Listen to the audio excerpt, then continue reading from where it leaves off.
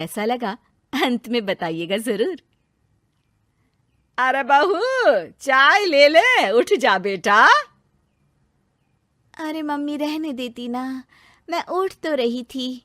अरे कोई बात नहीं, खाने में क्या बनाना है वो बता दे। देख लो माँ, कुछ भी जो ये कहे बना लेते हैं। बेटा, मैंने तो जो सब्जी थी वो काट दी है, तू बस रोटियां बना लेना। ये हर रोज सुबह का सीन था ममता के ससुराल का।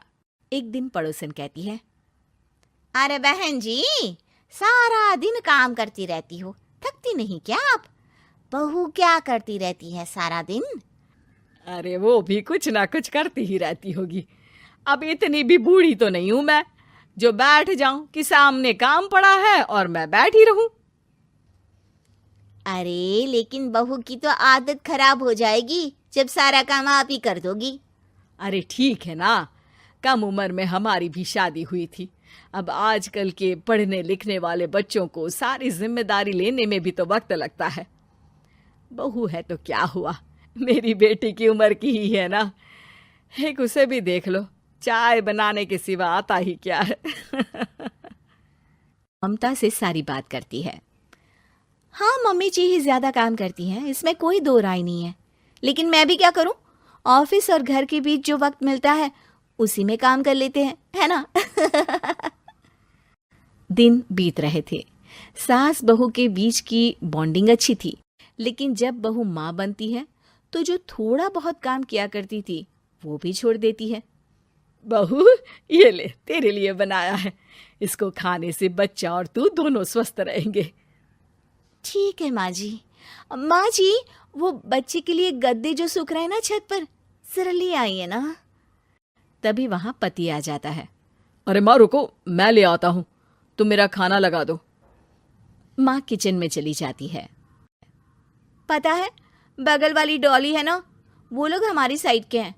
उसकी सास ने तो उसकी हड्डियों को मजबूत करने वाले लड्डू बनाए हैं। उसे भी बच्चा हुआ है ना। पता नहीं मम्मी जी क्या पानी सा उबाल कर दे देती है, मैं तो बस वही खा लेती हूँ। अरे तो तुम्हारे साइड बनता है तो तुम अपनी माँ से बोल दो, वो बना देंगी। आहा, माँ की तबीयत ठीक नहीं रहती, तुम जानती हो ना, कैसे बनाएंगी वो। अरे क्या हो गया सासू माँ को? कल तक तो फेसबुक में किटी की फोटो डाल रही थी। अच्छा अच्छा, चुप रहिए। डॉली की सास ने मनाया है, तुम लोगों का भी तो फर्ज बनता है। तभी वहां सास आ जाती है। ये ले बहू, गर्म पानी की बोतल, गर्म पानी पीने से पेट अंदर हो जाएगा। नहीं नहीं माँ जी, गर्म पानी पीने से प्यास नहीं बुझती। अरे पी लेना बेटा। वो बगल वाली डॉली को तो जानती है ना, जो तुम लोगों के साइड की है। तेरे साथ ही उसका भी बच्चा हुआ था। बेचारे का कोई ख्याल रखने वाला नहीं, सारा काम करती है और रात में बस एक लड्डू खाकर सो जाती है। पेट तो लटक ही गया है और बच्चा तो कितना कमजोर सा है उसका। अच्छा माँ, क्या बात है, डॉली की ये हाल है? क्यों मैडम, क्या कहना है आपका?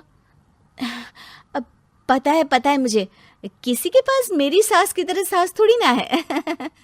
नहीं नहीं बेटा, ऐसा नहीं है। मेरे लिए तो तुम सभी मेरे बच्चे जैसे ही हो।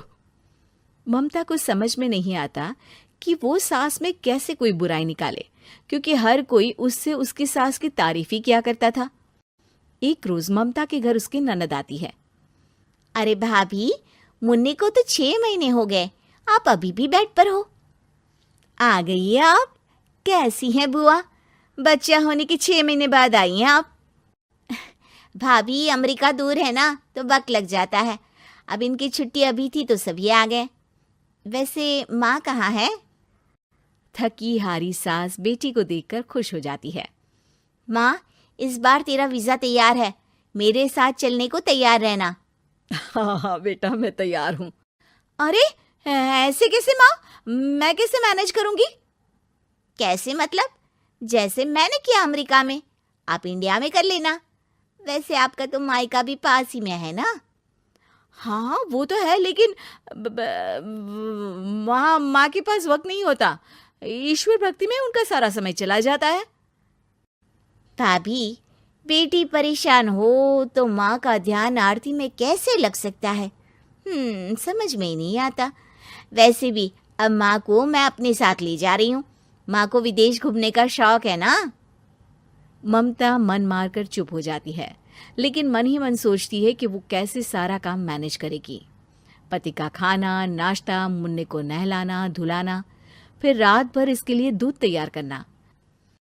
माँ तो सारा काम करती थी। हे भगवान, ना भाई ना। क्या हुआ भाभी?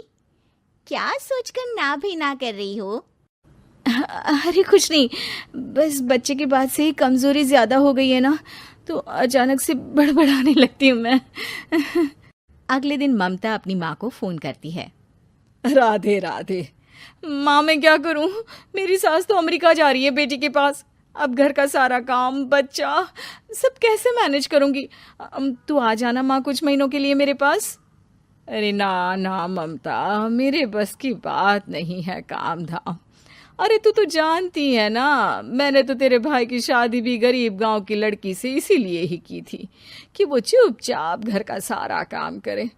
वैसे भी अब तो आदत भी नहीं रही मेरी काम करने की। ममता को माँ पर बहुत गुस्सा आता है।